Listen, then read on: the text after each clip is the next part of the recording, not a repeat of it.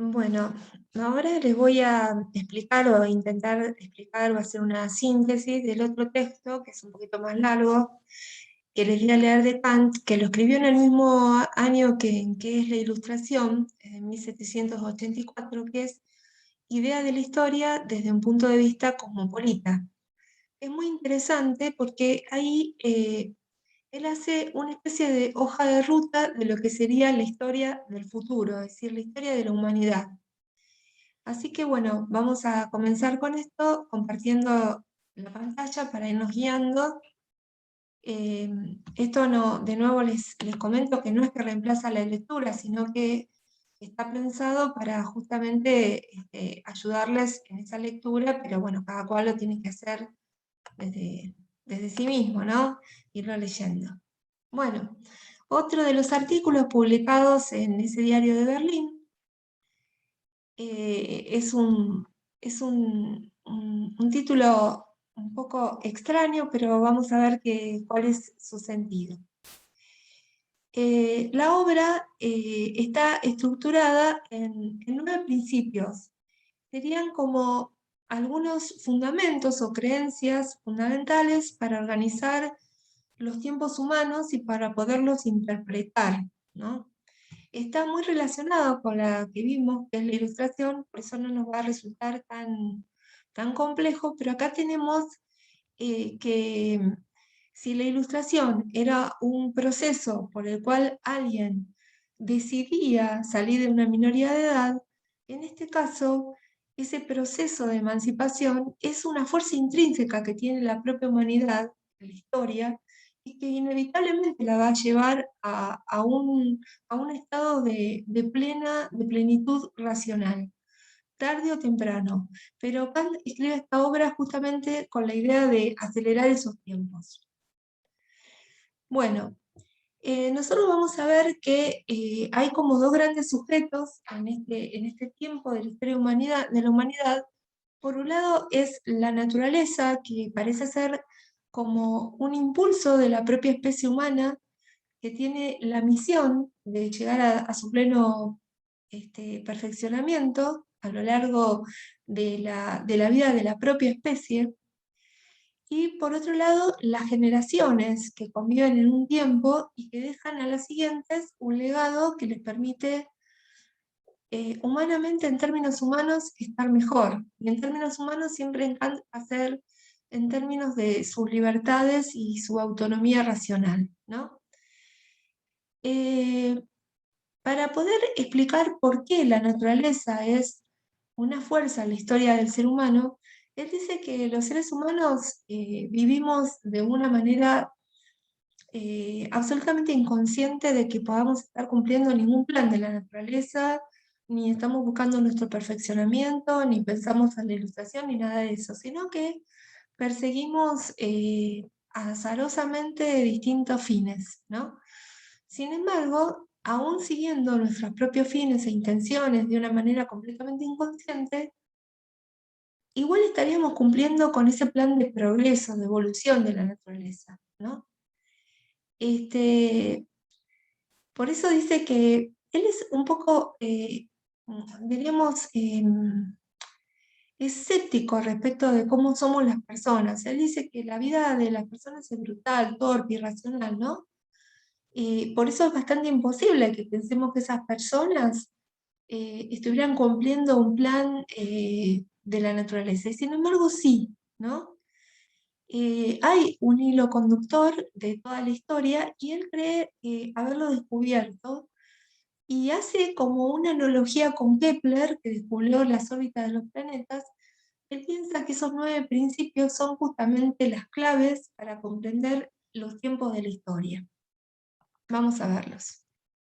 El primer principio es algo que está tomado de la filosofía griega tradicional, sobre todo el pensamiento de Aristóteles, del hecho de que en las especies hay disposiciones naturales que tienen que ser desarrolladas, ¿no? Y que nada de lo que tengamos no tiene algún tipo de fin, ¿no? Es decir, cada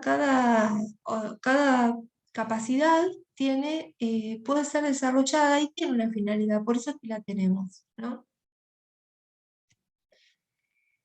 Y justamente el ser humano, como es la única criatura racional sobre la Tierra, tiene como disposición originaria el uso de la razón. Y el uso de la razón es una capacidad de un enorme potencial que no se desarrolla en un individuo, sino que está destinada a ser desarrollada a lo largo de la vida de la especie, ¿no? Y justamente la razón lo que tiene es una capacidad que amplía las reglas e intenciones de las fuerzas de la naturaleza sin absolutamente límite, ¿no? Podríamos pensar como un ejemplo que Kant de ninguna manera podía tomar, ¿no? Que nosotros podemos, por ejemplo, hacer un cálculo mental, pero con nuestra razón hemos creado un algoritmo que hace cálculos absolutamente imposibles de seguir por un individuo en mínimos segundos, ¿no? Y eso significa que de alguna manera esa capacidad que tenemos los seres humanos no tiene límite, ¿no? Ahora, ¿cómo es que esa capacidad se desarrolla para Kant? En el segundo principio dice, se desarrolla por ensayo y por error. De manera que, de alguna manera, la inteligencia consiste en aprender de los errores. Interesante, ¿no? Y que si bien la vida de los individuos es breve, ¿no? El legado de una generación queda para la siguiente para retomarlo y continuar en ese camino. El tercer principio dice que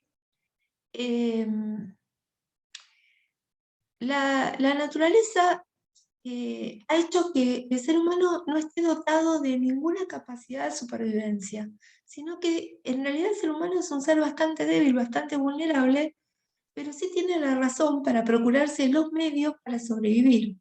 Y en eso consiste su felicidad y también el valor que le va a dar a su propia vida. Es decir, al ser humano le gusta como hacer las cosas por sí mismo y de esa manera dignifica su vida, ¿no?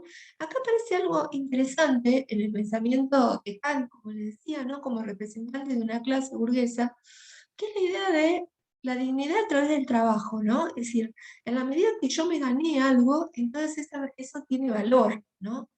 Mientras que si me viene dado, no tendría ningún valor, ningún aliciente, ¿no? El cuarto principio del cual habla Kant es que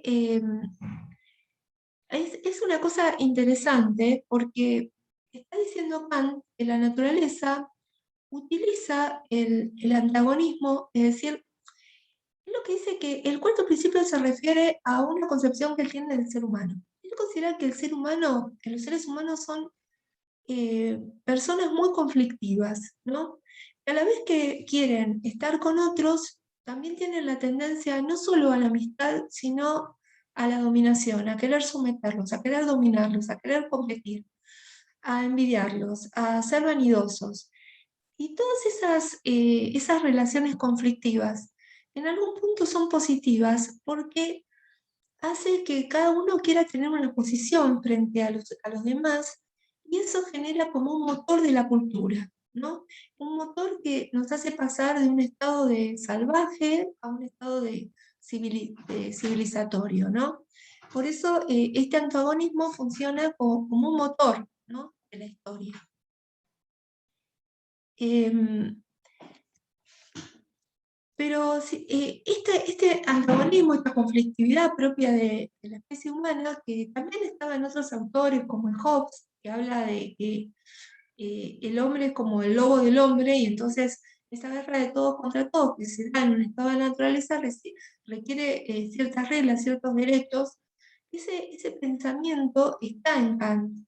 Por eso en el quinto principio lo que dice que el mayor problema que tiene la razón, la especie humana, que tiene que resolver, y es lo que va a resolver a lo largo de toda su historia, es encontrar un orden social un orden social justo, que permita que cada cual desarrolle su libertad de tal manera que sea posible, sea compatible con la libertad de los demás, ¿no? Y para eso se necesita un ordenamiento jurídico, un marco normativo, una especie de constitución que organice las relaciones entre las personas, ¿no? Y justamente esa constitución va a salir de esa conflictividad, ¿no? Porque justamente están todos los seres humanos juntos, porque tienen ese instinto de juntarse, de ser gregarios, pero en conflicto, y entonces justamente ese conflicto y esa socialidad es lo que va a dar lugar a un derecho. Por eso dice esta analogía, ¿no? Así como los árboles de un bosque, precisamente, porque cada uno trata de quitarle el aire y el sol al otro, se esfuerzan por sobrepasarse, alcanzando un bello y recto crecimiento. Del mismo modo, la totalidad de la cultura y el arte que adornan a la humanidad son fruto de la insociabilidad, ¿no? Bien, en el sexto principio, el punto es la autoridad, es decir, si logrado el alcance de un orden civil justo, ¿cómo se puede sostener? ¿Con qué poder se va a poder dominar esa insociable sociabilidad del hombre? ¿No? Entonces, dice, para esto se necesita un señor que quebrante su propia voluntad a todos los seres humanos y lo obligue a respetar a una voluntad universalmente válida que sería esa constitución justa. Pero, ¿qué pasa? Ese jefe solamente podría ser de la especie humana, ¿no? Pero si es de la especie humana, sería una persona que en definitiva falible, que podría tratar de utilizar ese gran poder para provecho propio, ¿no? Entonces, el problema es resolver, ¿no? ¿Qué tipo de autoridad coaccionará a toda la humanidad para que ese orden justo sea estable, ¿no? Y dice, los conceptos justos de una constitución posible exigen gran experiencia, porque ahí viene el punto. Si la razón aprende de los errores, es necesario como una gran experiencia en la historia, una gran reflexión sobre la historia de la humanidad, sobre lo que han sido los errores, para corregirlos, aprender de ellos, ¿no? Y tener una buena voluntad dispuesta a aceptar esos aprendizajes.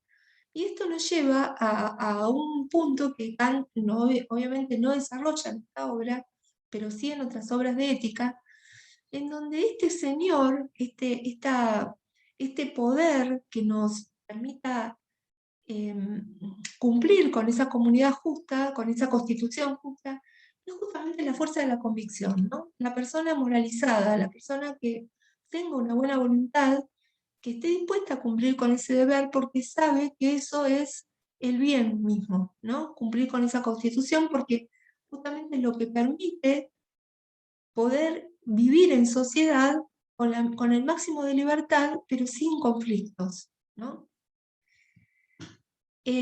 Por eso el punto es llegar a establecer una constitución legal perfecta, ¿no? Pero, ¿qué pasa? Si un país llega a tener esa constitución perfecta, igual tendría el problema de la conflictividad que hay entre países, de la permanente guerra, ¿no? Entonces, de nuevo es necesario que los estados vayan progresando en su aprendizaje de la historia para saber que es necesario de poner esa brutal libertad de querer imponerse unos a otros y finalmente generarse daños al conjunto y a todos y a sí mismos por un sistema global de derecho que permita la paz entre los estados, porque esa va a ser la única estructura institucional que permita que se desarrollen todas las disposiciones racionales del género humano. Por eso dice que en realidad el desarrollo de la ciudadanía va a ser pasar de una civilización a la moralización, ¿no? La civilización será como cumplir con un orden social que es aceptable, como un decoro, como un honor, pero sin embargo la moralización es cumplir con ese orden, pero a partir de la interioridad, a partir de la convicción, ¿no? Pero por supuesto que esa ciudadanía moralizada nunca va a poder crecer de una manera estable en la medida que sea parte de estados que estén entre sí en permanente conflicto, ¿no? Dice, por eso dice que los estados, ese estado de moralización, de civilización a la moralización, que implica en realidad un esfuerzo educativo, no se puede realizar porque los estados no gastan los recursos en la educación, sino que los gastan en la guerra. Es decir, el gran problema que hay que solucionar es el conflicto, es la guerra entre los países. Por eso dice, bueno, acá en el octavo principio aparece como la gran finalidad de la naturaleza, que es que la historia de la especie humana está realizando el plano oculto de la naturaleza, es producir una constitución política interiormente perfecta. Y no solamente perfecta al interior de un Estado, como para que todos los ciudadanos puedan ser ilustrados, sino desde un punto de vista exterior, generando una paz a nivel global, ¿no? Si bien esto él lo está planteando como un lineamiento programático, ¿no? En su historia personal o en la historia de los pueblos, su política, él ve poco de esto, pero él piensa en escribir como un diagrama, una hoja de ruta, ¿no?